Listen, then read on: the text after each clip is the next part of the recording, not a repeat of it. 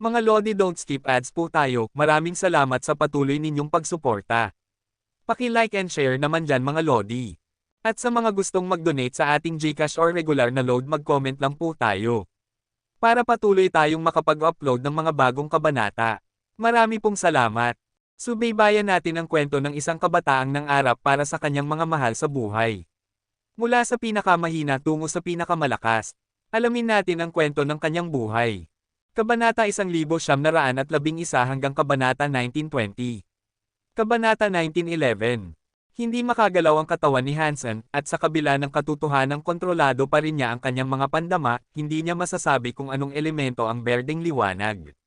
Hindi naman siya nagmamadali. Ang kapangyarihan ng Zinegenic ay kahanga-hanga, ngunit sa huli, ito ay isang Viscount lamang. May suot si Hansen na Marquis armor, at nangangahulugan iyon na wala siyang dapat ikatakot. Dagdag pa, mayroon siyang Super King Spirit Body na masasandalan. Sa pagsasaalang-alang sa lahat ng bagay, nakakaramdam ng ligtas si Hansen. Nang papalapit ang centipede, napansin ni Hansen na gumagapang ito sa paligid ng maliliit na halaman na parang orchideas. Walang mga bulaklak sa tuktok ng mga ito, ngunit maliliit na mga hugis na parang mga gintong daga ang tumutubo mula sa mga ito. Hindi sila mga daga. Matapos masuri ng mabuti, napansin ni Hansen na isang bagay na pamilyar. Ang mga bagay na tumutubo sa mga halaman ay napakaliit na red mist minks. 7 sila, at ang kanilang mga mata ay napakaliit. Mukhang napaka-spiritual, ngunit kahit na ganoon, lahat sila ay nag-vibrate ng magkasama sa takot. Dahil ang kanilang mga buntot ay tumubo sa mga halaman, hindi sila makatakbo. Lahat sila ay mukhang takot habang nakatingin sa centipede. Ngayon, alam na ni Hansen na ang centipede ay dumating para sa Red Mist Spring. Dumating ito para sa mga mink. Ang hindi alam ni Hansen ay kung sino ang unang sasalakayin ng nilalang. Mabilis na gumagapang ang centipede patungo kay Hansen gamit ang kanyang mga kuko na parang talam. Sinalakay nito si Hansen, na gumagawa ng paulit-ulit na tunog ng ding-dong. Hindi kaya ng mga kuko na basagin ang armor ni Hansen, ngunit nag-iwan sila ng mga marka sa ibabaw nito. Napakakahanga para sa isang Viscount class na pares ng mga kuko. Dapat imposibleng masira ng Viscount Zinegenic ang isang Marquis armor. Ang Zinegenic na ito ay medyo nakakatakot. Ngunit kahit na ganoon, nakakaramdam pa rin ng ligtas si Hansen. Nakakatakot nga, oo, ngunit hindi siya nito mapapahamak. Ipinulupot ng centipede ang sarili sa paligid ni Hansen, na nakulong siya sa pagkakahawak ng kanyang katawan. Ang kanyang mga paa ay parang mga talim din, at patuloy silang kumakamot sa kanya. Sa kabutihang palad, ilang puting marka ng gasgas lamang ang naiwan sa armor. Ang mga pag-atake ay hindi pa rin siya mapapahamak. Ang nilalang ay walang bibig, at ang kanyang ulo ay napakapatag. Mayroon din itong dalawang mahabang hibla ng balbas. Bukod sa mga kuko at mga paa na parang talam, walang ibang paraan para umatake ito kay Hansen. Patuloy itong nagtataga kay Hansen sa loob ng medyo matagal na panahon, ngunit hindi nito siya mapahamak. Sa huli, sumuko ang centipede. Sa halip, umakyat ito sa mga halaman na may tumutubong mga mink. Pinalibutan nito ang mga mink, ngunit tila hindi nito sila sinasaktan. Ngunit natatakot pa rin ang mga mink. Nanginginig sila sa takot. Ano ang sinusubukan nitong gawin? Naguguluhan si Hansen, kaya nagpatuloy siyang subukang masira ang berdeng liwanag. Ang Jad Esken, ang kanyang mutant na dugo, at ang kwento ng mga Jin ay walang silbi. Nang ikas niya ang kanyang Dangshan Sutra, nakaramdam siya ng isang bagay mula sa liwanag. Ngunit ito ay Baron class lamang, at isang antas na mas mababa kaysa sa berdeng liwanag. Hindi niya ito magawa na masira. Patuloy na ginamit ni Hansen ang kanyang Dangshan Sutra upang labanan ang berdeng liwanag. Pinanood din niya ang Zinegenic. Interesado siyang malaman kung ano ang ginagawa nito. Habang nakikipaglaban siya sa berdeng liwanag, ang kapangyarihan ng Dangshan Sutra ay dumadaloy sa kanya tulad ng dati. Ngunit naramdaman ni Hansen na parang nagbabago ng bahagya ang kapangyarihan. Parang nasa bingit na siya ng pagbasag. Napakasaya ni Hansen tungkol dito dahil ginamit niya ang Dangshan Sutra upang makipaglaban sa berdeng liwanag. Gusto niyang patalasin ng berdeng liwanag ang Dangshan Sutra at marahil ay mag-udyok ng pag-level up. Sa ngayon, ang pinakamabisang bagay tungkol sa Dangshan Sutra ay ang Dangshan Aura. Wala pang kapangyarihan si Hansen upang ilabas ang mga kasanayan na pinapatakbo ng Dangshan Sutra. Kung maabot niya ang Viscount, makakapagcast siya ng mga pag-atake gamit ang Dangshan Sutra. Matagal nang naghihintay si Hansen para sa sandaling ito. Patuloy na ginamit ni Hansen ang kanyang Dangshan Sutra upang labanan ang berdeng liwanag, ngunit ito ay isang antas na mas mababa. Mabilis na nauubos ang kapangyarihan. Makakakuha lang si Hansen ng napakaliit na pahinga. Sa tuwing nakakabawi siya ng ilang kapangyarihan, agad siyang babalik sa pakikipaglaban. Pagkatapos ng 2 oras nito, ang kuweba ay kumikinang ng pulang liwanag. Ang ilan sa mga ambon ay lumutang sa kuweba na parang ilog. Ang buong kuweba ay puno na ng pulang ambon ngayon. Habang nagtataka si Hansen kung bakit pumapasok ang pulang ambon, napagtanto niya na nagsimula nang bumababa ang pulang ambon sa kuweba. Ang pulang ambon ay dumadaloy na parang hinihipa ng isang tagahanga. Hindi naman ito lumabas sa kuweba. Kaya, sumilip si Hansen kung saan pupunta ang pulang ambon. Tumutulo ito sa mga halaman na may mga pulang mink. Pagkatapos ng kalahating oras, naging napakababa ng pulang ambon. Hindi na nito hinarang ang mga pandaman ni Hansen. Ang mga halaman na sumipsip ng ambon ay naglalabas ng liwanag. Lalo na ang 7 maliliit na mink. Mukhang napakakinang, parang maliliit na kayamanan. Mukhang napakaginto. Matapos masipsip ng mga halaman ng ambon, walang ibang ambon ang pumasok sa kuweba. Ang makinang na hitsura sa mga halaman at mga mink ay nagsimulang mawala. Tiningnan ng mas malapitan ni Hansen, at napansin niya na ang balahibo ng mga mink ay mas puno. Mas maliwanag din ang kanilang mga mata, at lumakas ang kanilang lakas ng buhay. Tiyak na naghihintay ang centipede na lumaki ang mga mink. I wonder kung gaano katagal ang maaaring tumagal nito. Ngayon alam na ni Hansen kung ano talaga ang gusto ng Xenogeneic na iyon. Patuloy na ginamit ni Hansen ang Dangshan Sutra upang labanan ang berdeng liwanag. Sa tuwing nauubos ni Hansen ang lahat ng kanyang kapangyarihan sa pakikipaglaban sa berdeng liwanag, mas lumalakas ang kanyang mga kapangyarihan habang nakakabawi. Ito ay isang proseso na nagpapasaya sa kanya. Pagkaraan ng ilang sandali, pumasok ulit ang ambon sa kuweba. Tulad ng nangyari noong nakaraang pagkakataon, sinipsip ito ng mga halaman. At pagkatapos, lumaki ang mga mink. Sa ikatlong pagkakataon na nasipsip ang ambon ng mga red mist minks mismo. Pagkatapos, gumalaw ang katawan ni Hansen. Ibinaba niya ang kanyang ghost teeth knife na hawak niya sa ere. Hindi kaya ni Hansen na masira ang pagkakatali ng berdeng liwanag, ngunit nagsisimula ng gumana ang kapangyarihan ng Dangshan Sutra. At alam niya ito dahil kayanan niyang igalaw ang kanyang katawan ng kaunti. Gayunpaman, nadama ng centipede ang kanyang paggalaw. Lumiko ito at nagningning ng maraming mata kay Hansen. Pinataas nito ang kapangyarihan ng mga kedena na nakakulong sa paligid ni Hansen, na pumipigil sa kanya na gumalaw ng higit pa. Hindi pa kaya ng Xenogeneic na saktan si Hansen, at hindi niya ito itinuring na isang malaking banta. Kaya, patuloy na ginamit ni Hansen ang berdeng liwanag upang magsanay gamit ang Dangshan Sutra. At sa paglipas ng panahon, nagkaroon siya ng resistensya sa berdeng liwanag. Sa ika-23 pagkakataon na nagsimulang umagos ang ambon sa kuweba, lumalakas na naman ang liwanag ng mga halaman. Nagiging mas maliwanag sila kaysa sa pulang ambon. Sa gitna ng makapal na ulap, nakikita ang mga balangkas ng mga halaman na kumikinang ng maliwanag. Ang 7 halaman ay may tig-isang red mist mink na tumutubo sa mga ito. Kabanata 1912. Sa isang planeta ng makitid na buwan, isang rebate na inaang Tame Time na nagdarasal. Diyos ng rebate, pakipangyaring payagan ang aking anak na umunlad sa pangalawang pagkakataon, sa kabila ng katotohanang nakabuo na siya ng armor. Ibibigay ko ang lahat ng aking mayroon para dito. Ang mukha ng ina ay mukhang malungkot. Siya ang asawa ni Jade Duque.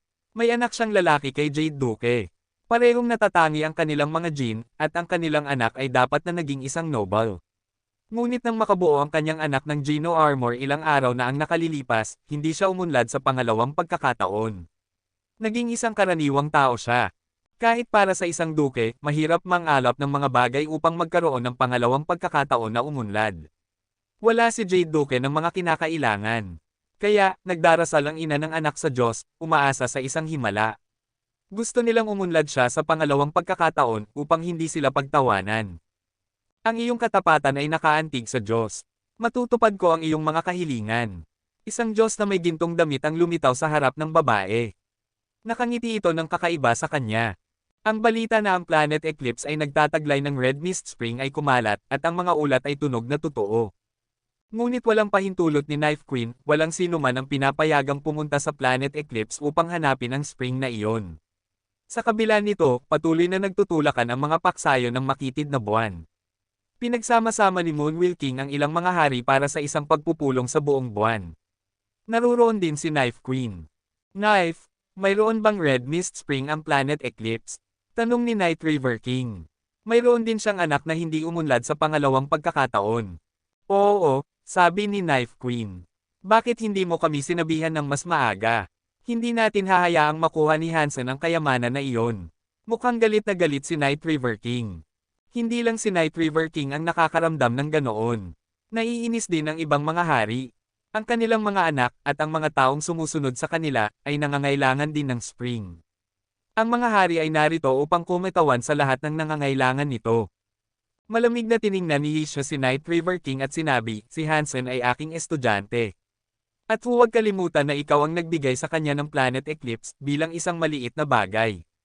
Sa tingin mo ba maaari mo lang sirain ang mga batas ng makitid na buwan para sa iyong sarili? Ubo si Night River King at nagpatuloy. Hindi tayo makakabasag ng ating mga batas, hindi. Ngunit si Hansen ay isang kaina-hinalang individual pa rin. Kung bibigyan natin siya ng kayamanan na ito at pagkatapos ay matuklasan natin na siya ay isang especially iya, magkakaroon tayo ng malaking pagkawala. Hindi ba kayo sang-ayon? Oo, hindi natin dapat payagan ng isang tagalabas na makatanggap ng ganoong kayamanan, sabi ni Flower King. Bukod kay Black Moon King, lahat ng ibang mga hari ay nagbabahagi ng parehong opinyon. Knife, hindi natin alam kung gaano karami ang nakaimbak sa spring na iyon. Kung hindi gaanong marami, okay lang. Kung marami, hindi natin hahayaang makuha ng isang kaina-hinalang tagalabas. Bakit hindi tayo magpadala ng isang tao upang suriin kung gaano karami ang nakaimbak doon? Pagkatapos, patas nating maibabahagi ang mga nilalaman ng spring. Maaari tayong mag-iwan ng ilan para kay Hansen. Hindi ba nakakatugon ang mungkahi na iyon sa lahat ng ating mga kagustuhan? Sabi ni Moonwheel King. Sa pagkakataong ito, marami sa ibang mga hari ang sumang-ayon. Hindi sila sakam sa spring. Ang presyon ay nagmumula lamang sa kanilang mga miyembro ng pamilya at iba pang masamang relasyon. Si Hansen ay aking estudyante, at ang Planet Eclipse ay legal na nakatali sa kanya. Nagsalita si Isha ng walang emosyon. Knife, bakit ka nagiging matigas ang ulo?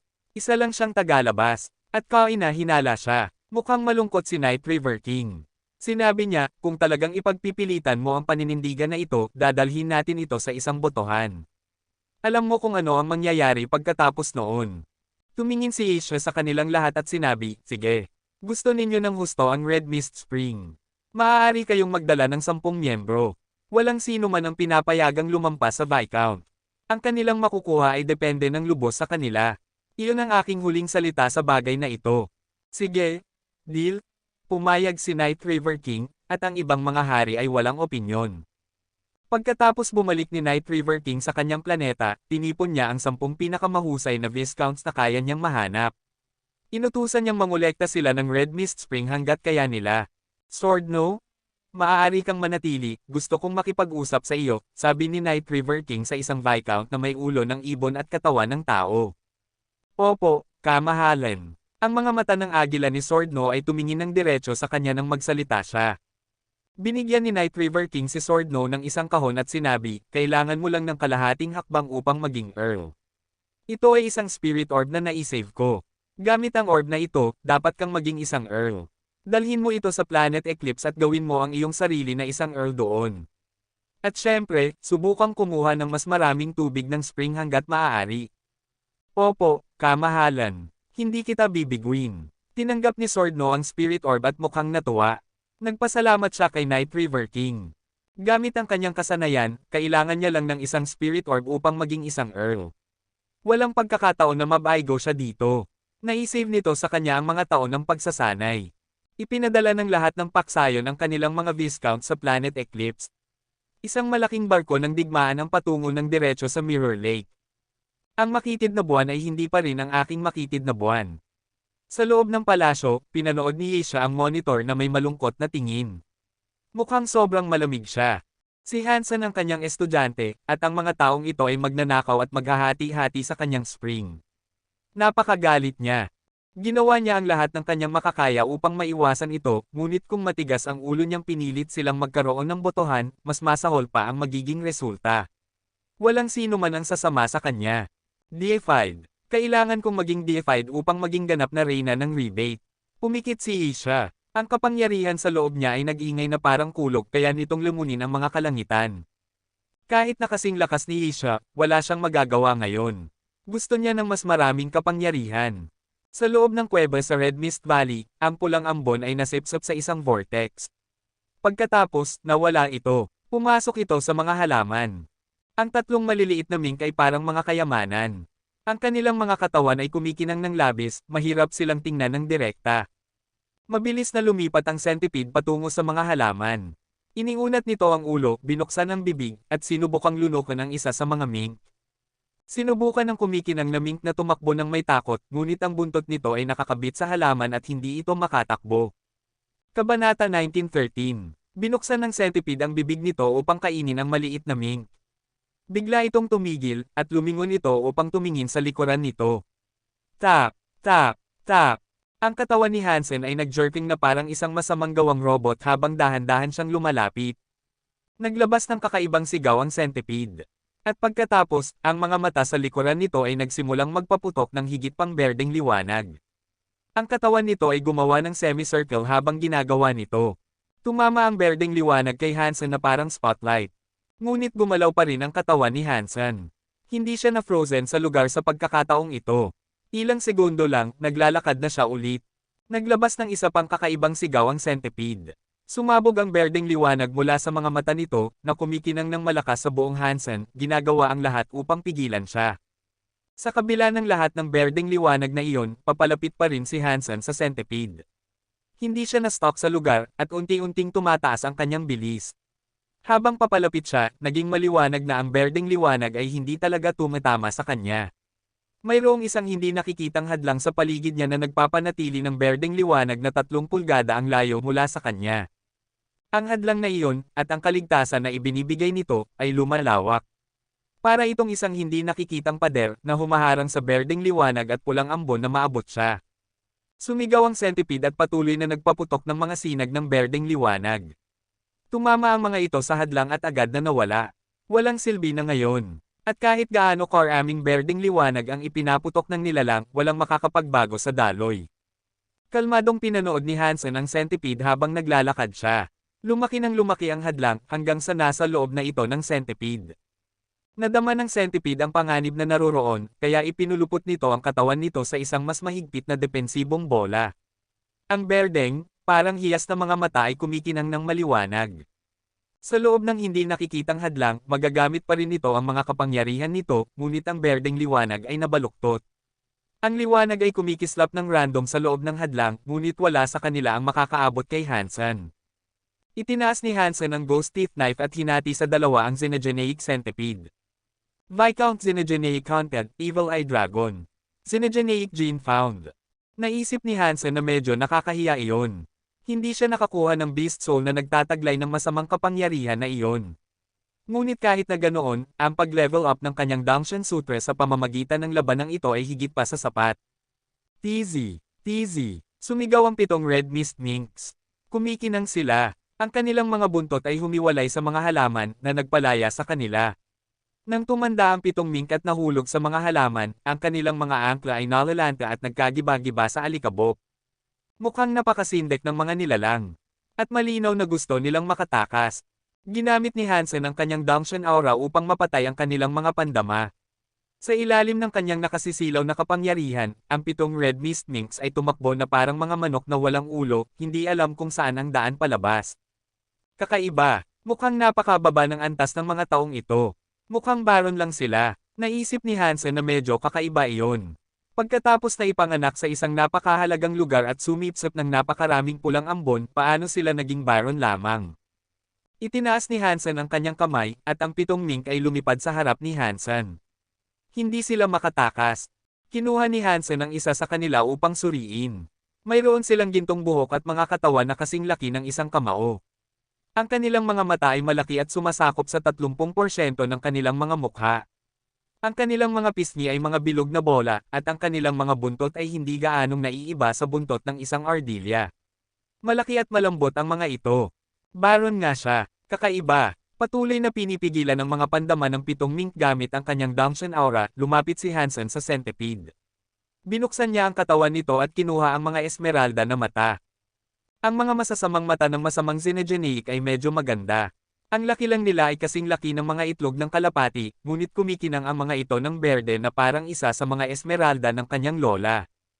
Hinukay ni Hansen ang bawat mata at naghanda ng umalis.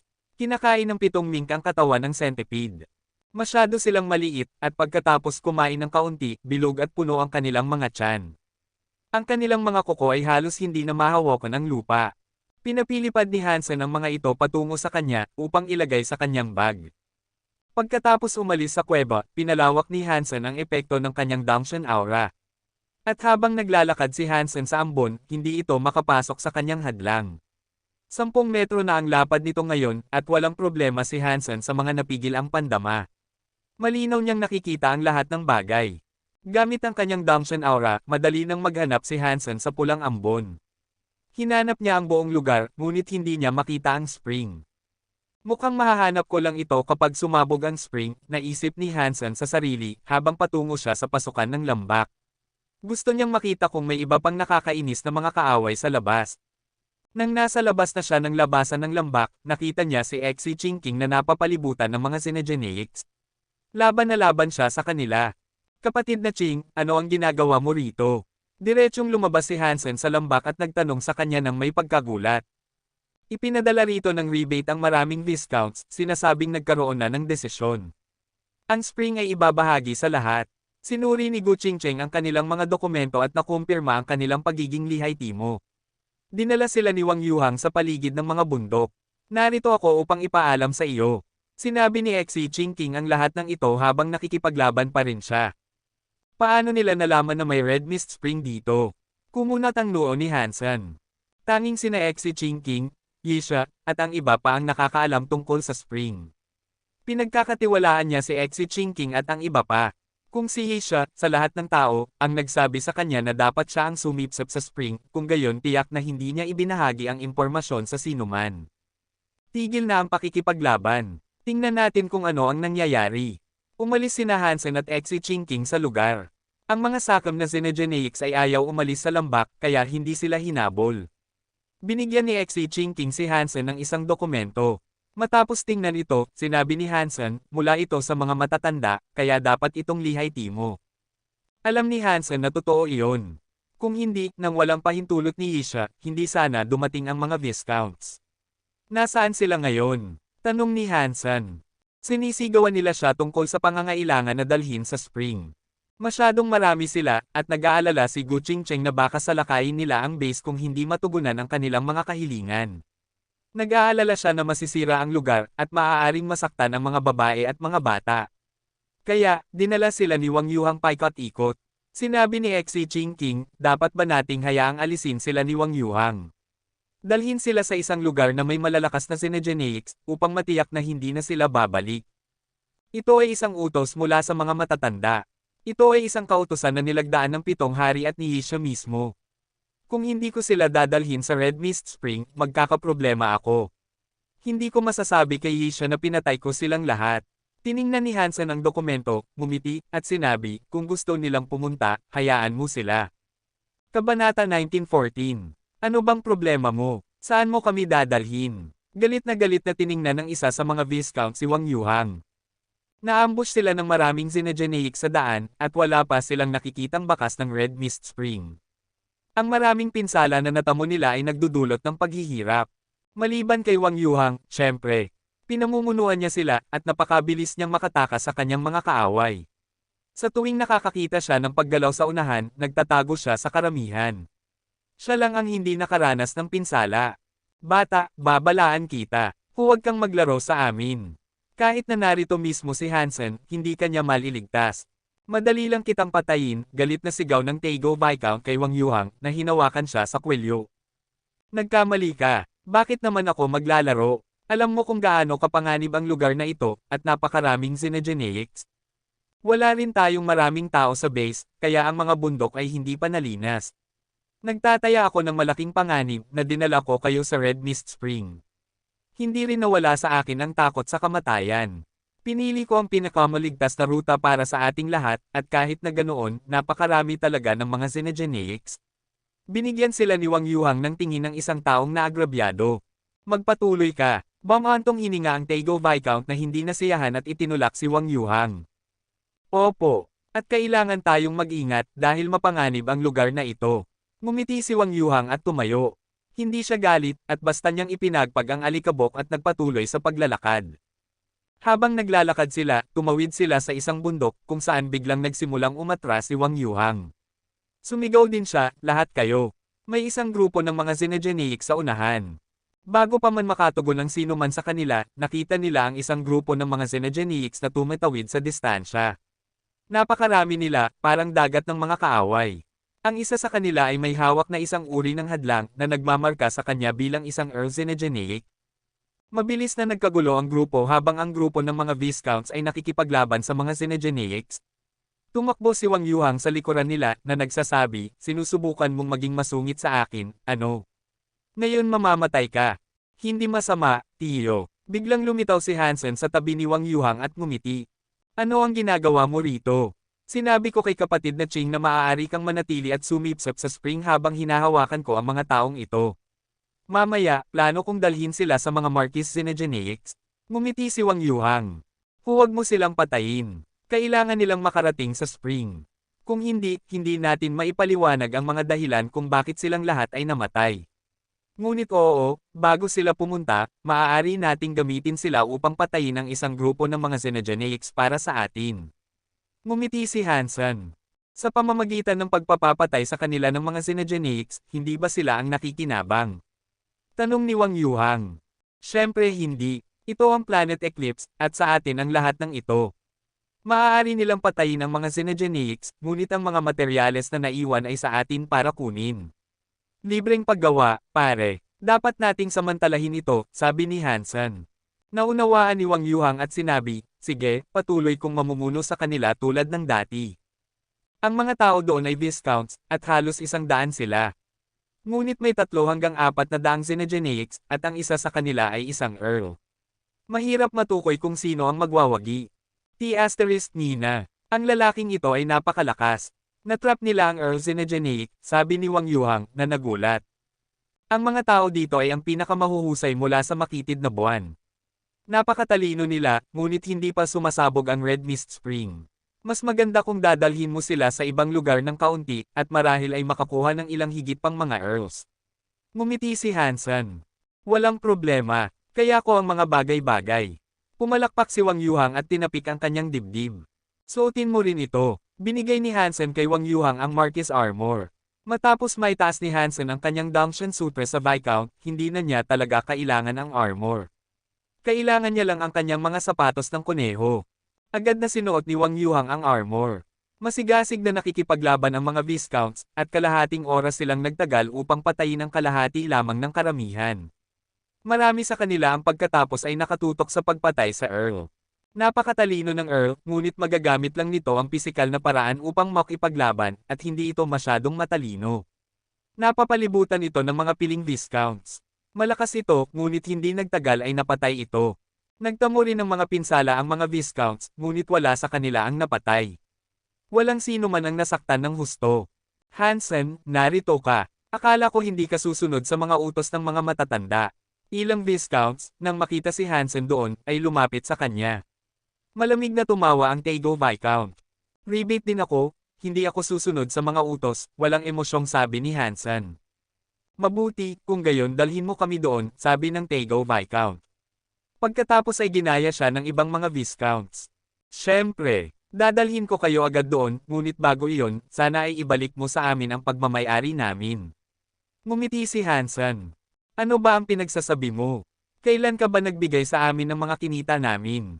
Nagalit ang mga Viscounts. Ito ang Planet Eclipse. Pagmamayari ko ang lahat ng mga mapagkukunang nani dito. Pinatay mo ang aking mga mahirap na Xenogeneics. Hindi ako humihingi ng pera, at narito ka, magnanakaw ng aking mga materyales ng Xenogeneic. Kalmadong sabi ni Hansen. Hansen, naghahangad ka yata. Pinatay namin ang mga Xenogeneics. Kung gusto mo ng mga materyales ng Xenogeneic, dapat kang manggaso ng mga nilalang ng mag-isa. Ang isa sa kanila ay Humangal kay Hansen. Well, kung hindi mo ibabalik sa akin ang mga Xenogeneic genes na ito, hindi kita madadala sa Red Mist Spring, sabi ni Hansen. Ito ay isang utos mula sa mga matatanda at mga hari. Maglakas loob ka bang sumuway? Sigaw ng Taego Viscount. Tiningnan siya ni Hansen ng walang ekspresyon at sinabi, Planet Eclipse ay akin.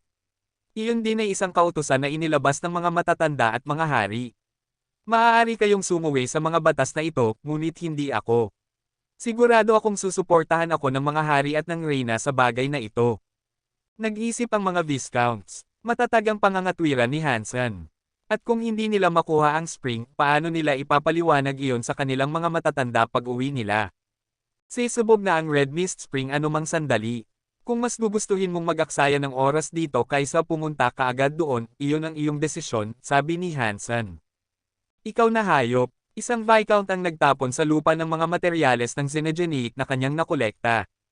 Hindi handang mawala ang Red Mist Spring ang mga Viscounts, kaya kailangan nilang lunukin ang kanilang galit at ihulog ang mga materyales ng Xenogenic. Ang Viscount na kumuha ng mga materyales ng Earl-class Xenogenic ay nag-atubili ng husto, ngunit sa huli ay kailangan pa ring itapon ang mga bagay. Maaari na ba tayong pumunta? Malamig na tiningnan ni Swordnose si Hansen. Oo, kapatid na Ching, magpadala ng ilang tao upang mangolekta ng mga materyales. Ngumiti si Hansen. Kabanata 1915. Nagagalit si Swordno at ang ibang mga Viscounts. Sinundan nila si Hansen at Wang Yuhang sa loob ng kalahati ng araw, at saan man sila magpunta, nakakasalubong nila ang napakaraming Xenogenics. At pagkatapos ng bawat laban, medyo mas nasasaktan ang mga Viscounts. Habang maraming Xenogenics ang napatay, walang nakitang bakas ng Red Mist Spring kahit saan. Bukod dito, kinuha ni Hansen ang lahat ng mga materyales mula sa mga Xenogenics na kanilang pinatay. Medyo nakakainis iyon sa kanila. Nang halos handa na silang maglabas ng kanilang galit, may nakita silang kumikislap na pula sa unahan nila. Malinaw kung ano ang lugar na iyon. Hindi na pinansin ng mga Viscount si Hansen at tumakbo patungo sa lugar na iyon. Hansen, magiging okay ba sila? Tanong ni Wang Yuhang kay Hansen. Magiging maayos sila. Pumunta ka at kumuha ng ilang tao upang mangolekta ng lahat ng mga Xenogenic genes na ito. Kapag nakabalik ka na sa base, manatili ka doon at huwag nang lumabas, sabi ni Hansen. Pumunta sina Wang Yuhang at Exi Chingking upang kumuha ng iba upang mangolekta ng mga materyales ng Xenogenic at dalhin ito pabalik sa base. Pagkatapos, nilapitan ni Hansen ang Red Mist Valley. Nang makalapit siya, nakita niya ang mga Viscounts na nagtatayo ng kampo sa labas lamang nito. Hindi pa sila nakapasok sa ambon. Alam nilang hindi nila makikita ang spring bago ito sumabog kaya walang saysay na mawala sa fog pa. Nang makita nilang papalapit si Hansen sa lambak, walang nagbigay pansin sa kanya. Habang nangyayari ito, lumitaw ang isang anino. Dumaan ito sa isa sa mga magnetic storms at lumapag sa tuktok ng isang bundok. Tiningnan nito ang Red Mist Valley. Night River King, napakabilis mo. Nag-aalala ka ba na hindi makakakolekta ng anumang spring ang iyong mga tauhan? Pagkatapos noon, lumitaw ang isa pang anino. Iyon ay si Black Moon King. Tumingin si Night River King kay Black Moon King at sinabi, hindi ka nagpadala ng sino man dito, kaya bakit ka pumunta? Hindi ba pwedeng mag-enjoy ako sa panunood? Ngumiti si Black Moon King. Hom-hom si Night River King at hindi nagsalita. Mula sa bawat direksyon sa buong Planet Eclipse, maraming mga anino ang bumaba. Lumapag sila sa iba't ibang mga lugar, ngunit lahat sila ay nakatuon ang kanilang atensyon sa Red Mist Valley. Malakas ang mga magnetic storms ng Planet Eclipse, kaya imposibleng obserbahan ang lambak mula sa labas ng planeta. Kaya, kailangang pumunta mismo ang mga hari kung gusto nilang manood. Karamihan sa mga spring ay maglalabas ng 100 patak ng tubig ng spring. Kilala ang mga spring na naglalabas ng higit sa 100, ngunit napakabihirang mangyari iyon. Magiging maswerte sila kung ang spring ay maglalabas ng ilang dosenang patak. Nagpapahinga si Hansen sa labas lamang ng Red Mist Valley, naghihintay na sumabog ito. Naramdaman niya ang paggalaw ng mga maliit na Red Mist Mink sa kanyang bag. Kumuha siya ng isa at inilagay ito sa kanyang palad. Marahil dahil daladala niya ang mga ito sa loob ng ilang sandali, tila napagtanto nila na hindi balak ni Hansen na kainin sila. Hindi natakot ang Mink. Ginamit nito ang mga kuko nito upang ituro sa Red Mist Valley. Gusto mo bang pumasok doon? Gulat na tanong ni Hansen sa Mink. Tumango ang maliit na Mink. Umupo ito na parang ardilya, patuloy na tumuturo sa lambak na may masayang ekspresyon. Pagkatapos, tiningnan ni Hansen ang Mink at nagtanong, bakit mo gustong pumasok? Alam mo ba kung nasaan ang spring? Tumingin ang maliit na mink kay Hansen na parang naguguluhan, hindi sigurado kung ano ang tinatanong niya. Medyo matalino siya, ngunit bagong panganak lang siya. Hindi niya naiintindihan ang sinasabi ko. Kumunat ang noo ni Hansen. Ang maliit na mink, nang makita na hindi pumapasok si Hansen sa lambak, patuloy na tumuturo sa fog gamit ang mga kuko nito. Sinusubukan nitong madaliin si Hansen na pumasok doon. Inilabas ni Hansen ang 6 pang maliit na mink. Lahat sila ay kumikilos ng pareho, at talagang gusto nilang pumasok. Inilagay ni Hansen ang mga ito sa kanyang bulsa at ginawa ang sinabi sa kanya. Pumasok siya sa lambak. Pinapanood ng mga Viscount si Hansen habang pumapasok siya. Sword no? Pumasok si Hansen sa lambak. Sa tingin mo ba dapat nating sundan siya? Isang Viscount ang nag-inform kay Sword no, yumukod ng magalang. Pagkatapos dumating si Sword no sa Planet Eclipse, ginamit niya ang Spirit Orb upang gawin ang kanyang sarili na isang Earl. Hindi naman siya lumabag sa batas. Siya ay isang Viscount nang dumating siya sa planeta, kaya nagiging mapanlinlang lang siya. Tumawa ng madilim si Sword no at sinabi, hindi. Narito pa rin ang pulang ambon, kaya hindi pa sasabog ang spring. Walang saysay para sa kanya na pumasok. Maraming Xenogeneics din sa paligid. Sa tingin ko may iba siyang ginagawa sa loob. Sa ibang tolda, sinabi ni Dulce, ate, pumasok si Hansen sa lambak. Sa tingin mo ba dapat nating sundan siya? Narito pa rin ang pulang ambon, kaya walang saysay. Patuloy kang maghintay. Nakita ni Rebecca na papalapit ang mga Xenogeneics kay Hansen, at nagpatuloy sa pagsasabi, Baron lang siya. Kahit na may ghost teeth knife, mahihirapan siya. Ganoon din ang nararamdaman ng ibang mga tao. Lahat sila ay nasa kanilang mga tolda, at walang sino man ang handang pigilan si Hansen o sundan siya. Gayunpaman, kumunat ang noo ni Night River King at naisip sa kanyang sarili, ano ang ginagawa niya. Ang mga pagtatanghal ni Hansen ay hindi kailanman nabigo na sorpresahin siya, at hindi na handang ipagwalang bahala ni Night River King ang pag-uugali ni Hansen. Nakita rin ng ilang mga hari na nanunood sa lambak na pumasok si Hansen dito. Wala sa kanila ang may ideya kung ano ang kanyang inaasahang makamit. Sa palagay nila, mawawala ang ambon sa loob ng halos 3 oras. Sa pagpasok ngayon, hindi mo makikita ang spring. Mabilis na nilapitan ni Hansen ang grupo ng mga Xenogeneics na nakapalibot sa ambon. Mabilis at maliksi niyang inilipat ang kanyang katawan na tumusok sa kanilang lahat. Masyadong mabilis siya para makatugon ng maayos ang mga Xenogeneics.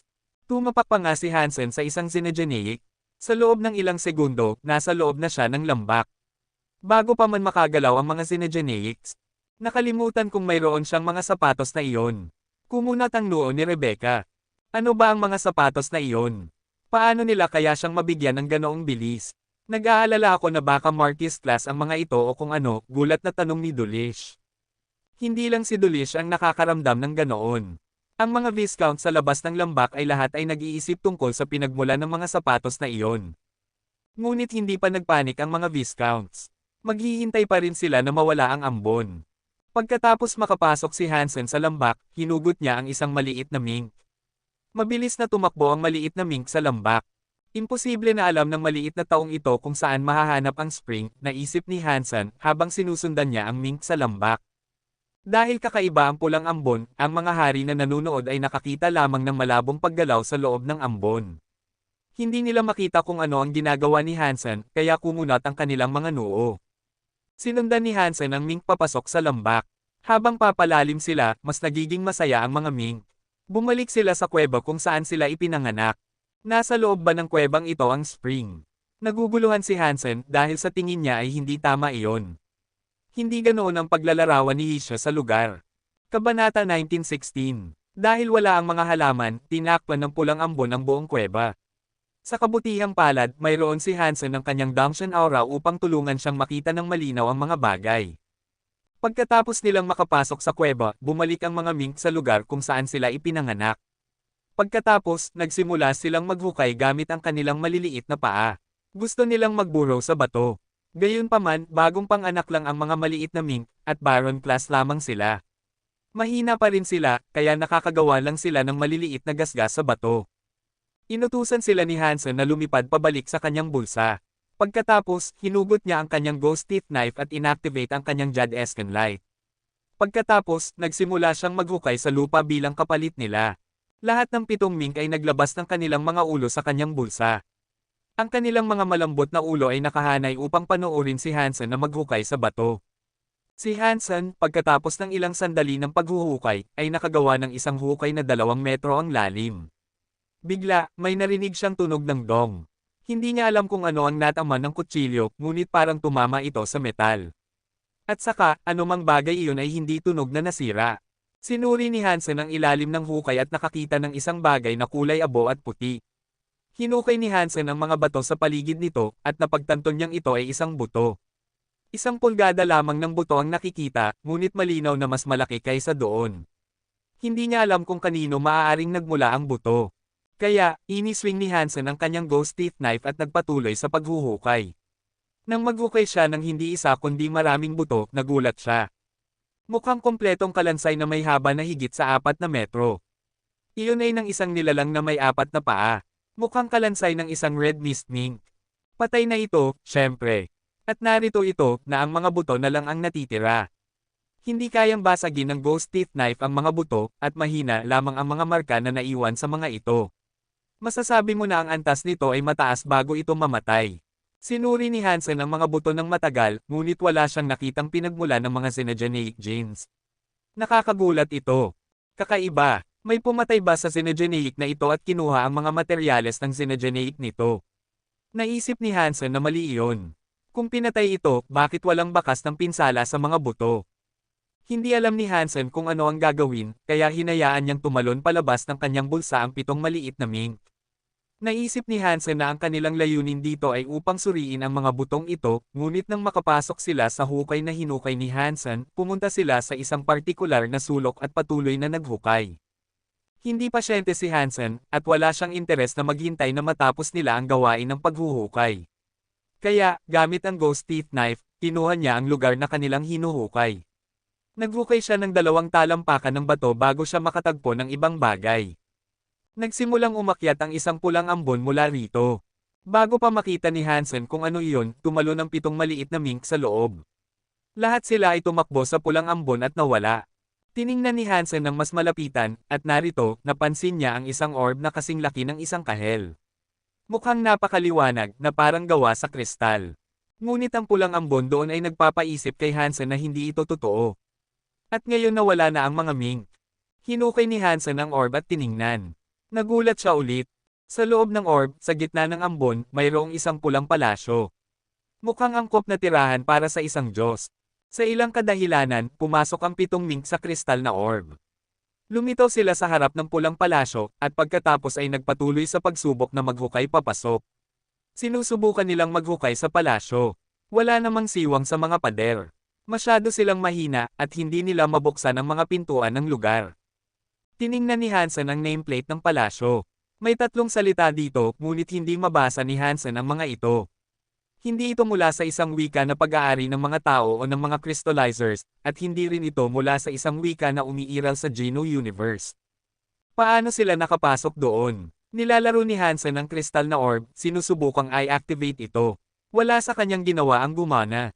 Kung ito ay isang kayamanan, maaaring mangailangan ito ng isang napaka-espesyal na elemento upang ma-activate ito.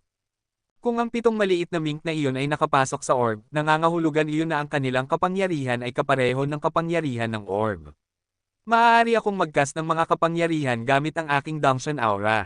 Marahil ay maaari kong gayahin ang lakas ng buhay ng maliit na mink at patakbuhin ito, naisip ni Hansen. Gayunpaman, nagtataka si Hansen kung paano muna makukuha ang 7 mink. Nangyari iyon at napagtanto niyang nagsisimulang mawala ang ambon sa loob ng kuweba. Malapit nang sumabog ang spring. Itinigil ni Hansen ang kanyang pag-aatubili, inilagay ang kristal na orb sa kanyang bulsa, at tumakbo palabas ng kuweba. Nagsisimulang mawala ang ambon sa lambak.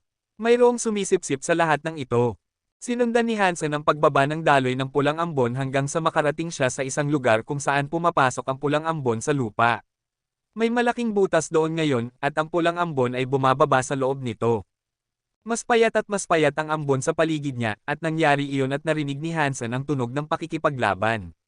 Tiyak na ang mga Viscounts iyon, nagmamadaling pumasok sa lambak. Wala namang lumalabas sa spring, kaya nakatayo lang si Hansen doon na parang nagbabantay. Naghintay siya na magsimula ang daloy.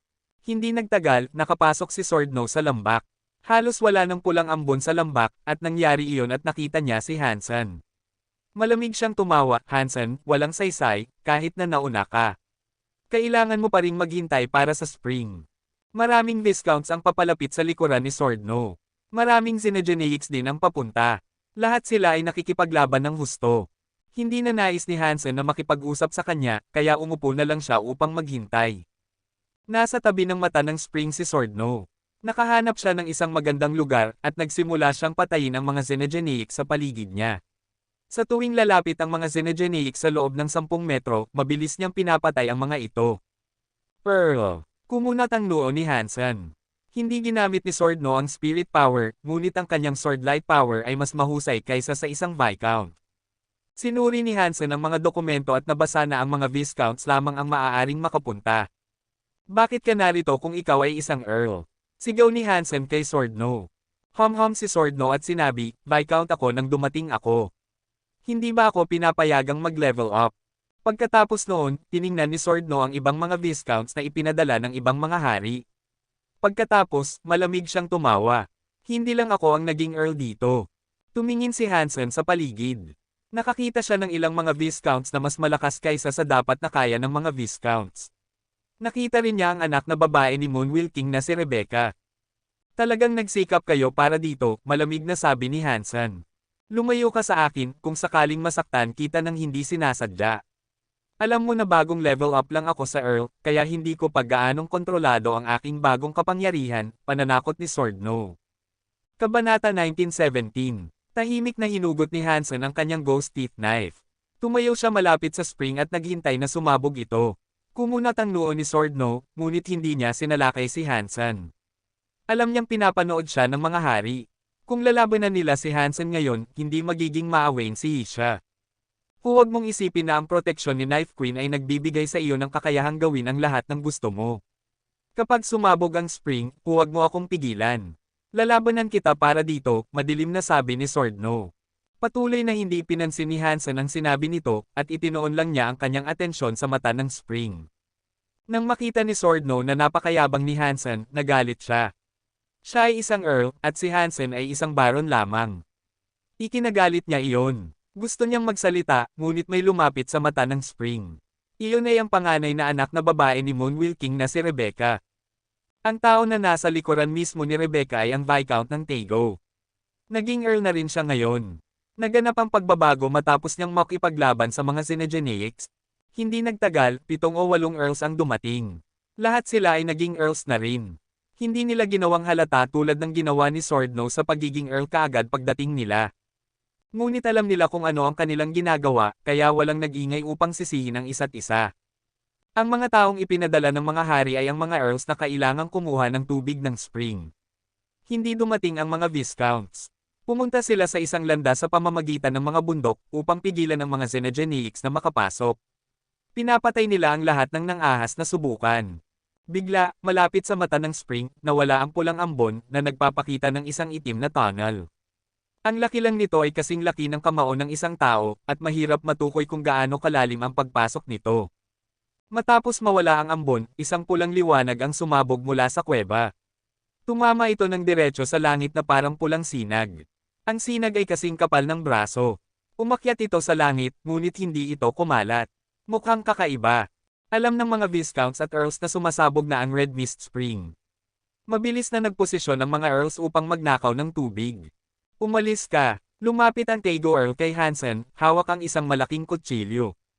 Masyadong maliit ang mata ng spring, at medyo limitado ang paligid. 7 hanggang 8 tao ang naruroon na. Nakuha ni Hansen ang pinakamagandang lugar, at gusto ng Tego na itulak siya palayo. Tinitigan ni Hansen ang lalaki dahil hindi siya aalis para sa sinuman. Malamig ang mga mata ng Tego Earl. Iniswing niya ang kanyang ghost head knife kay Hansen. Ang itim na kutsilyo ay mukhang ang nakanganga na bibig ng isang tigre, handa na siyang lumunin. Nagulat sina Rebecca at ang iba pa. Hindi nila inaasahan na susugod si Tego. Talagang gusto niyang patayin si Hansen. Ang tunay na mga laban ay madalas na nagpapahirap sa pag-iwas sa kamatayan, ngunit si Hansen ay estudyante ni Knife Queen. Kahit na si Rebecca ang gustong pumatay sa kanya, kailangan niyang mag-isip ng 2 beses bago gawin iyon. Bihira para sa Tego na gumawa ng ganoong bagay nang walang ingat. Ngunit ipinadala ang Taego Earl dito ni Shadow King. Naisip ng iba na marahil may katuturan iyon. Si Shadow King ay isang napakamalupit na individual. Kinokontrol niya ang Dark Moon Hall ng rebate at madalas na gumagawa ng mga aksyon na sumisira ng mga pamilya. Hindi siya katulad ng ibang mga hari. Walang takot ang kanyang mga tauhan, hindi katulad ng mga ordinaryong nobles. Ginagalaw lang ni Hansen ang kanyang mga binti at umiwas sa pag-atake ng Taego Earl. Mabilis siyang tumalon sa itaas ng ulo ng Taego. Mabuti. Inaasahan ng Taego na aalis si Hansen sa ganoong bilis. Gayunpaman, ang kanyang kaliwang kamay ay sumuntok pataas na may dagandong ng leon upang mapabilis ito. Isang bagay na mas nakakatakot kaysa sa talam na kanyang hawak. Ngayon napagtanto ng lahat na ang kanyang kadalubhasaan ay nasa mga kasanayan sa kamao at hindi sa mga kutsilyo. Ang pag-atake ay panluloko lang kay Hansen. Nakakatakot na tao. Tiyak na bahagi siya ng Dark Moon Hall, naisip ni Rebecca sa kanyang sarili. Mamamatay si Hansen o masusugatan ng husto, hula ng mga ibang tao tulad ni Swordno. Mabilis si Hansen, ngunit kaya ng Taego Earl na hulaan at tumugma sa kanyang bilis. Napakalapit nila sa isa't isa, at ang huli ay mas malakas na mandirigma. Kung hindi siya magiging maawing, patay na si Hansen. Gayunpaman, nang makita ang ekspresyon sa mukha ng Taego, mukhang hindi malamang na magiging maawing siya. Habang papalapit ang kamao na parang tigre kay Hansen, bumilis si Hansen. Sa ere, lumipad siya na parang lawin at umiwas sa suntok ng Taego Earl. Pagkatapos, ginamit niya ang kanyang ghost teeth knife upang hampasin ang leeg ng kriminal. May maliit na hiwa sa leeg ng Taego Earl. Hindi ito malalim na hiwa, ngunit dumudugo. At saka, naglabas ito ng isang lilang ambon. Ano ba ang mga sapatos na suot ni Hansen? Napakabilis nila. Ang bilis na iyon ay katumbas ng pinakamahusay na maaari pang makamit ng isang marquis. Nagulat sina Rebecca at ang ibang mga earls. Tiningnan nila ang mga sapatos ng kuneho ni Hansen na may matinding kasakiman. Na-strike ang Taego Earl ng teeth power. Maliit lang ang sugat at siya ay isang earl, kaya dahan-daang kumalat ang kapangyarihan. Magtatagal bago magdulot ng malaking pinsala. Umagang ang Taego Earl sa galit at gusto niyang hampasin ulit si Hansen. Ngunit pagkatapos, kumislap ng pula ang mata ng Spring. Isang pulang bola ang sumabog sa langit. Napakabilis nito, kahit si Hansen ay hindi nakareact ng tama sa oras. Ngunit habang tumataas ito, bumagal ito. Nang makarating ito sa 100 metro sa langit, sumabog ang pulang bola. Para itong paputok, at lumabas ang tubig ng Spring kasama nito. May 7 hanggang 8 patak na nagkalat. Wala nang oras ang Taego Earl upang makipaglaban kay Hansen. Nagmamadaling umakyat sa langit sina Rebecca at ang iba pa upang mangolekta ng mga pulang patak ng tubig. Ngunit pagkatapos tumaas ng 12 metro lamang, biglang kumislap ang isang bagay at ibinaba sila pabalik. Hindi man lang sila nakakain ng alikabok. Nagulat sina Rebecca at ang iba pa. Masyadong mabilis si Hansen, at kukunin niya ang 2 hanggang 4 na patak ng tubig ng Spring. Malinaw na minamaliit nila ang bilis ni Hansen. Lumilipad si Hansen na parang phoenix na may bilis ng pagbaril na anino. Nagawa niyang kunin ang bawat patak ng tubig at hindi iniwan ang kahit isa para sa iba. Lahat sila ay galit na galit, gusto nilang makipaglaban kay Hansen. Ngunit pagkatapos, isa pang orb ang sumabog sa langit. Nagulat ang lahat at sinubukan nilang makuha ang tubig ng Spring na nasa loob ng pangalawang bowl ang ito. Kabanata 1918. Bago pa man sila makagawa ng anumang bagay, nakalipad na si Hansen patungo sa bola ng liwanag at hinuli ito bago pa ito sumabog. Ang pulang bagay ay mukhang isang patak ng halaya sa kamay ni Hansen. Walang pag-aalinlangan, ipinasok ni Hansen ito sa kanyang bibig at nilunok. Nagalit sina Rebecca at ang ibang mga earls, ngunit isa pang pulang orb ang paparating. Iyon ang ikatlong patak ng spring water, kaya dapat may marami tayong makukuha dito.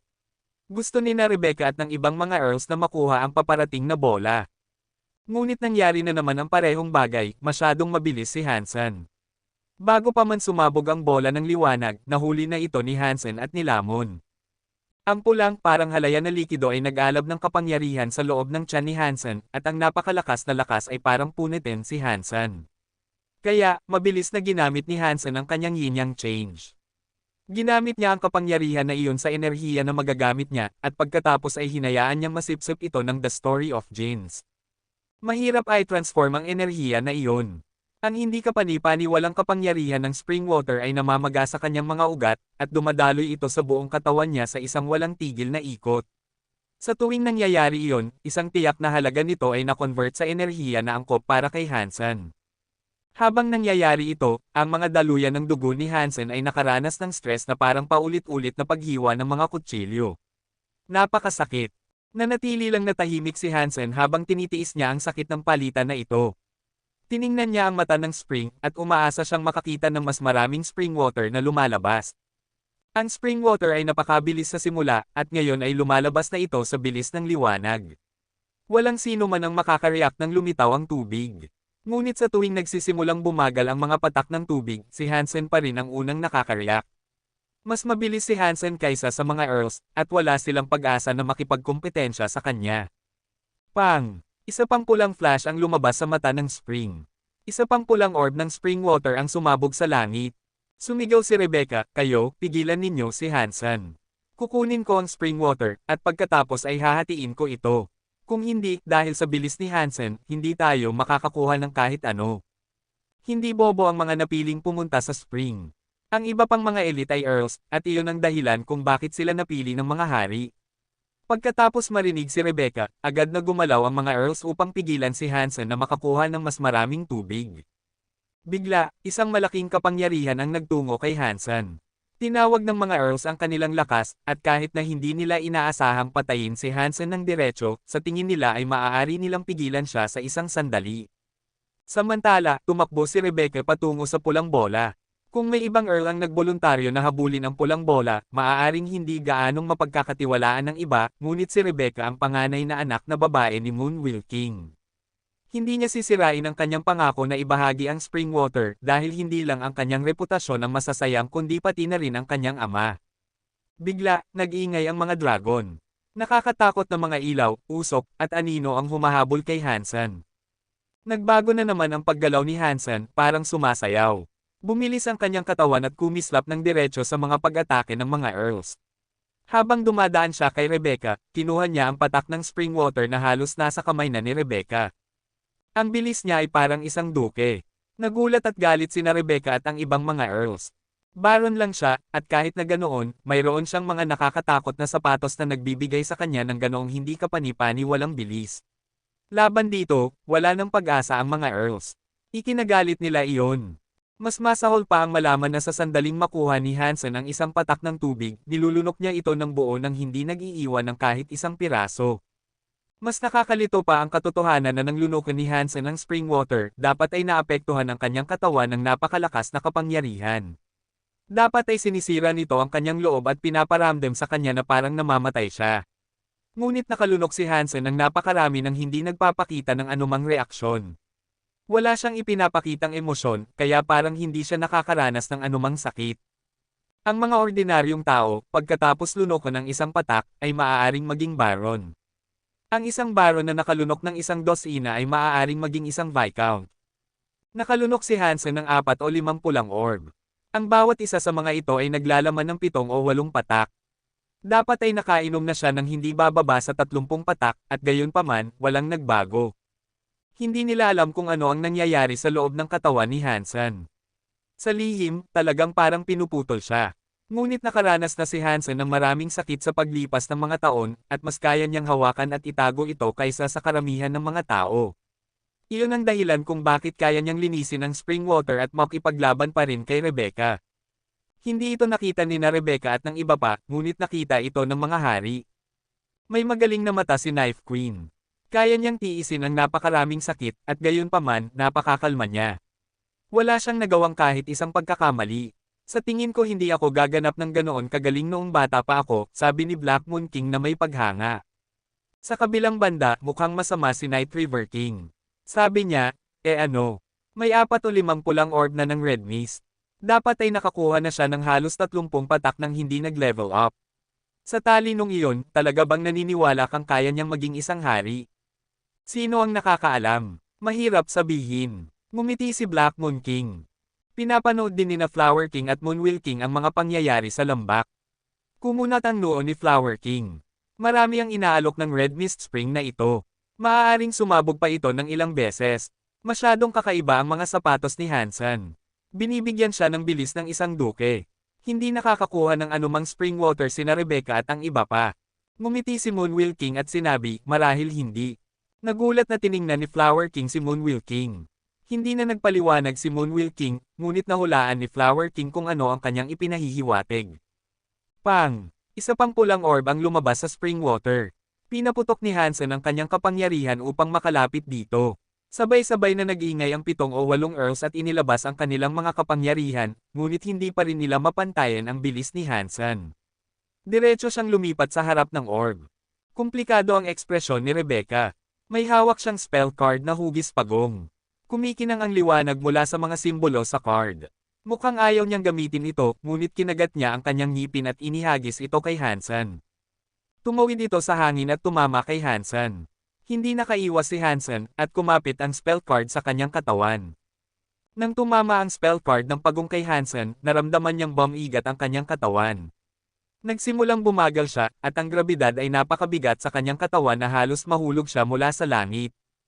Kumukulo ang dugo ni Hansen. Kaya, inilahad niya ang kanyang kamay at hinuli ang pulang globe ng ambon bago siya mahulog. Kabanata 1919. Ang Jade Turtle Spell. May plano ka na bang pabagalin si Hansen? Tanong ni Flower King, tinitingnan ang spell na ikinuha kay Hansen. Malamig na sinabi ni Moonwheel King, ang bilis ng mga sapatos na iyon ay maaaring hindi gaanong mahalaga sa atin, at hindi ito gagana kung may mga dock sa larangan. Ngunit laban sa mga kalaban na mas mababa ang antas, ginagawa nitong hindi matatalo ang bata. Kaya, may plano akong bawasan iyon. Nagulat si Flower King, at sinabi niya, ang Jade Turtle Spell ay nagmula sa mga labi ng isang deified turtle.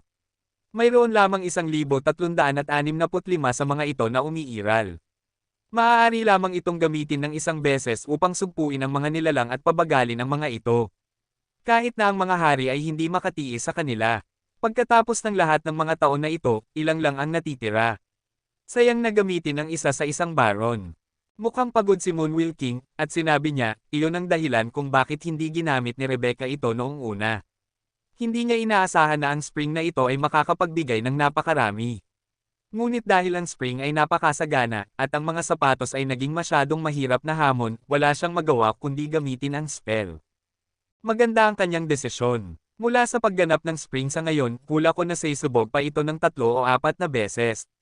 Sulit na gamitin ito. Kung hindi tayo nakabalik ng kahit isang patak, hindi ko alam kung mapapatawad tayo ng ating mga asawa.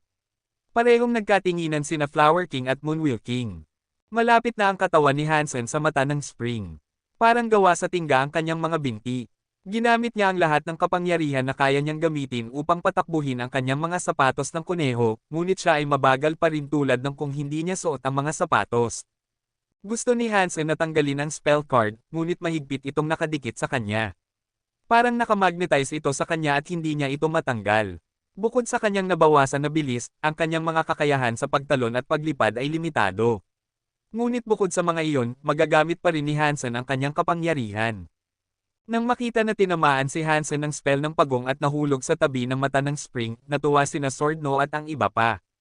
Tumakbo pasulong ang Tego Earl gamit ang kanyang kamao ng tigre upang hampasin si Hansen.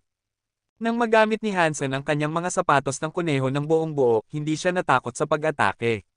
Ngunit ngayon na siya ay napakabagal, hindi niya maiiwasan ang kamao at ang martelyong liwanag nito. Malapit si Hansen sa mata ng spring, oo, ngunit hindi siya nag-aalala. Tumawag si Hansen ng isang bagay mula sa kanyang Sea of Soul, biglang binalot ng pulang ambon ang kanyang kanang kamay. Parang guwantes na gawa sa sutla. Ang guwantes na ito ay nakuha mula sa Red Mist Mink na pinatay ni Hansen noon. Ito ay isang guwantes na Beast Soul na nagpapataas ng bilis at kapangyarihan ng kamay ni Hansen. Marahil dahil hindi pa niya naitugma ang antas ng Earl ng item mismo, isang kamay lang ang nabalot nito. Ngunit para kay Hansen, sapat na iyon. Ang mga nobles na kanyang nakalaban ay Earls lang sa pinakamabuti, at saka, bagong naging Earls lang sila. Medyo mas malakas lang sila kaysa sa guwantes sa pinakamabuti, at malamang na mas mahina sila. Sinuot ni Hansen ang guwantes at hinawakan ang kanyang ghost teeth knife. Nang makita ang paparating na pag-atake na papunta sa kanya, hindi niya sinubukang iwasan ito. Sa halip, inihagis niya ang kanyang sariling pag-atake ng diretso patungo dito. Dahil hindi pa isang Viscount's spell, hindi magagamit ni Hansen ang Jadescan, Mutant Blood, o ang Dunction Sutra. Magagamit lang niya ang The Story of Jinns upang labanan ang Tego Earl. Lahat ng tao doon, nang makita si Hansen na nakikipaglaban sa Taego Earl, kumunat ang kanilang mga noo. Walang paraan na makatalo ang isang Baron sa Taego Earl. Hindi rin suot ni Hansen ang kanyang Marquis armor. Maaari siyang patayin sa isang suntok lang. Nakita ng Taego Earl na sumusugod si Hansen patungo sa kanyang kamao at lumamig ang kanyang tingin. Pinataas niya ang kanyang bilis, umaasa na tuluyang tapusin si Hansen. Isang itim na suntok ng tigre na liwanag ang Yumengal patungo kay Hansen. Malamang nagagawin nitong alikabok si Hansen. Lila itim ang talam ng Ghost Teeth Knife. Walang anumang godlight o banal na presensya, ang pag-atake na dumating upang salubungin ang kamao ay mukhang ordinaryo. Katsa! Ang nakakatakot na pag-atake ay mukhang hindi ka panipaniwala sa paningin ng iba. Ngunit pinutol ito ng Ghost Teeth Knife. Mula sa itaas hanggang sa ibaba, hinati ito sa dalawa. Nagbanggaan ang Ghost Teeth Knife at ang kamao ng Taego, at nag-ingay ng dong. Nakatayo si Hansen sa kanyang kinatatayuan, hindi gumagalaw. Sa kabilang banda, napatumba ang Taego pabalik ng 4 na hakbang. May malinaw na marka ng kutsilyo sa kamao, at tumulo ang dugo sa pagitan ng mga daliri ng Earl. Imposible! Nagulat ang Taego Earl. Nagulat din ang ibang mga Earls. Ang guwantes na iyon. May mali sa kanyang guwantes. Ito ay isang makapangyarihang kayamanan na nagpapataas ng kanyang lakas at bilis. Si Rebecca ang tagapagmana ng isang half-deity. Marami siyang alam kaysa sa isang ordinaryong Earl, at agad niyang nakilala ang problema. Pang! Bago pa man mawala ang pagkatulala ng lahat, naglabas ng isa pang pulang liwanag ang mata ng Spring. May mas maraming spring water na maaaring makuha. Ang bilis ng kanyang paggalaw ay pinipigilan ng Jade Turtle spell. Hindi na siya makakakuha pa mula sa atin, kaya huwag na siyang pansinin. Sigaw ng isang Earl. Ngunit napagtanto na rin ito ni na Rebecca at ng ibang mga Earls. Tahimik silang sumugod patungo sa spring water. Makikita ni na Rebecca at ng iba pa na tumaas ang bilis at kapangyarihan ng kamay ni Hansen, ngunit siya ay mabagal pa ring gumalaw. Hindi siya makalipad o magdulot ng malaking banta sa labanan para sa kanila. Ngunit ang paniniwalang ito ang nagpalakas ng loob ng Earl na tumawag, iyon ang nag-udyok sa kanyang sigaw. Gumalaw na ang iba. Isang pulang liwanag ang sumabog mula sa mata ng Spring, kasing bilis ng kidlat. Handa nang magnakaw ng tubig sina Rebecca at ang iba pa sa pagkakataong ito, ngunit habang nag-aapoy ang liwanag, isang kamay ang hamuli nito ng 2 metro lang sa itaas ng lupa. Pagkatapos, maraming pulang bola ang lumabas mula sa pulang sinag ng Red Mist Spring. Nagulat ang lahat habang nakatitig sila sa kamay ni Hansen. Nakatayo siya malapit sa mata ng Spring, at nakatitig sila sa kanya na parang natulala.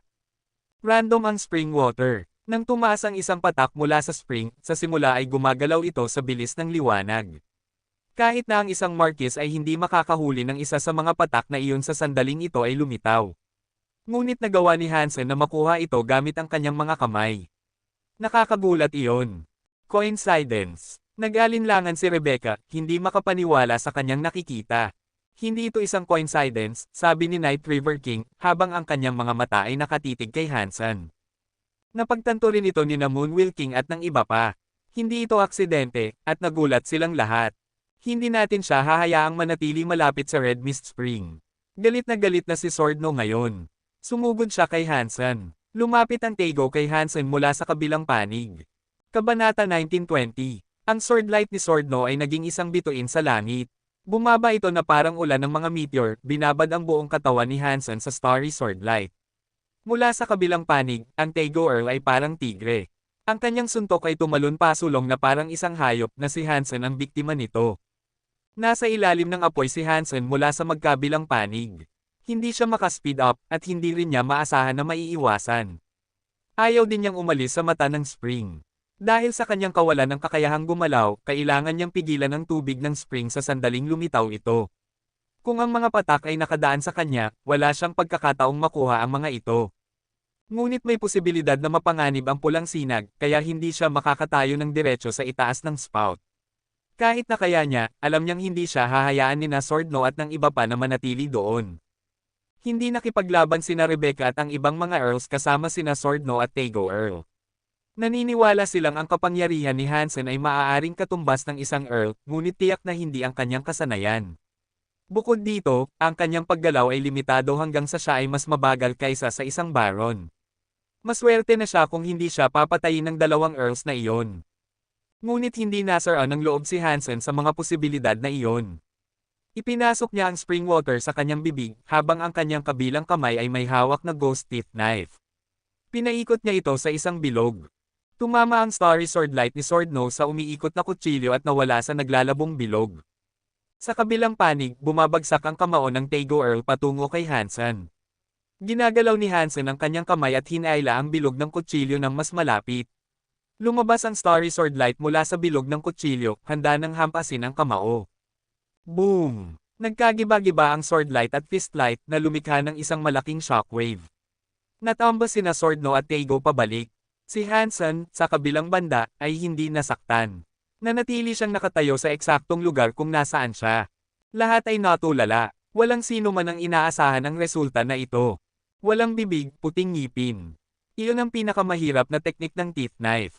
Kaya nitong palitan ang itim at puti, yin at yang.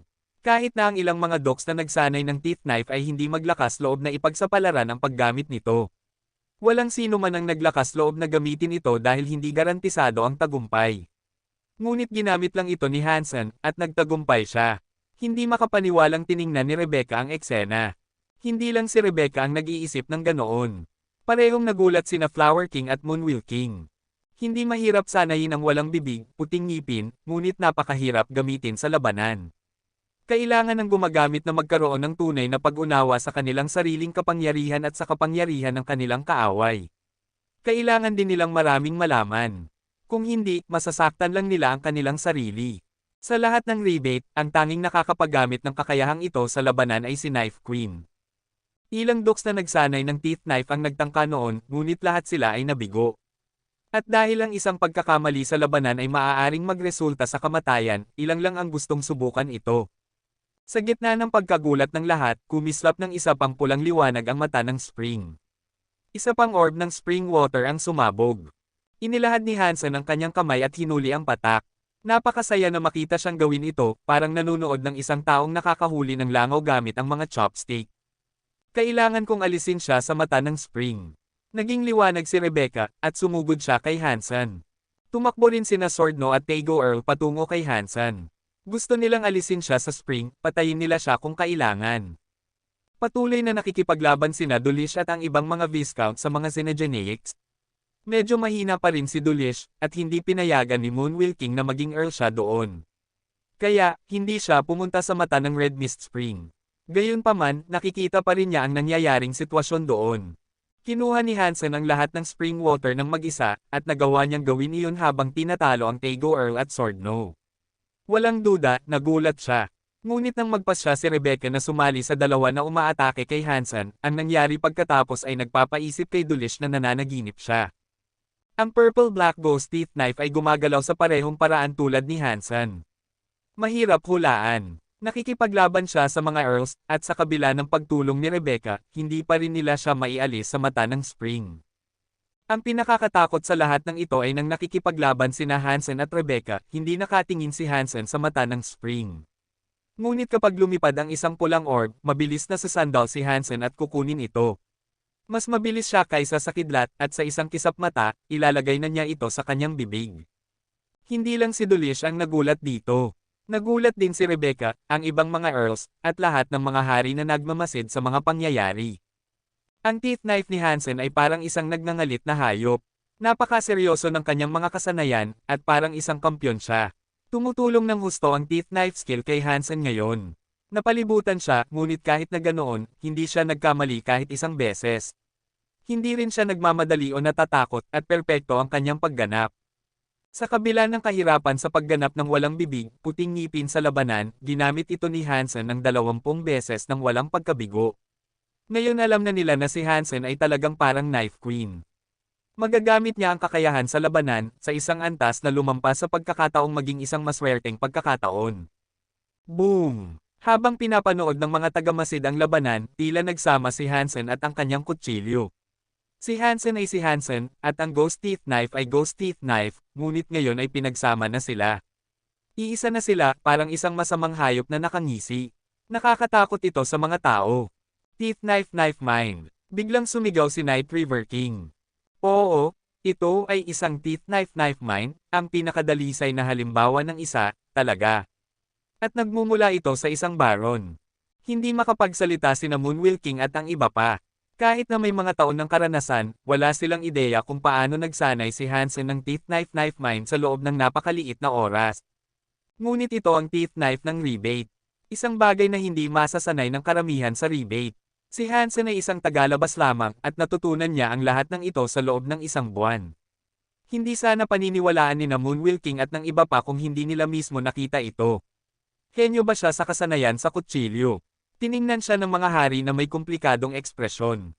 Nagulat din si Rebecca. Ang pinakakatakot ay unti-unting tumataas ang knife mind ni Hansen.